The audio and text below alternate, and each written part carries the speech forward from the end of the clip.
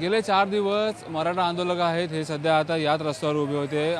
पाहायला गेलं तर आता या ठिकाणी मुंबई महानगरपालिकेतर्फे आहे तो रस्ता साफ करण्यात येत आहे।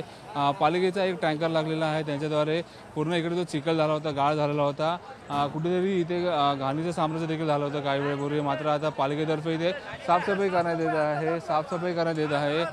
पाहायला गेलं तर या ठिकाणी काही वेळापूर्वी मोठ्या प्रमाणात चिखल झालेला होता, पाऊस देखील पडत होता, त्याच्यामुळे कुठेतरी आता चिखल झाल्याचे पाहायला मिळत आहे। मात्र आता महानगरपालिकेचा टँकर आहे तो सध्या आता चिखल साफ करताना आपल्याला पाहायला मिळत आहे। पाहायला गेलं तर पाहू शकता की अजून जे आंदोलक आहेत ते अजूनही रस्त्यावर आहेत।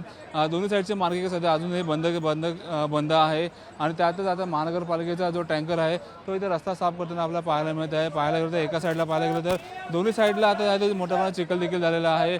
आता महानगरपालिका कशा प्रकारे इकडे साफसफाई करेल हे देखील पाहणे गरजेचं आहे। खाद्य असेल किंवा इतर जेवणाचं साहित्य असेल हे देखील सध्या आता रस्त्यावर टाकण्यात आलेलं आहे, ते देखील आता महानगरपालिका थोडा साफ करताना आपल्याला पाहायला मिळेल।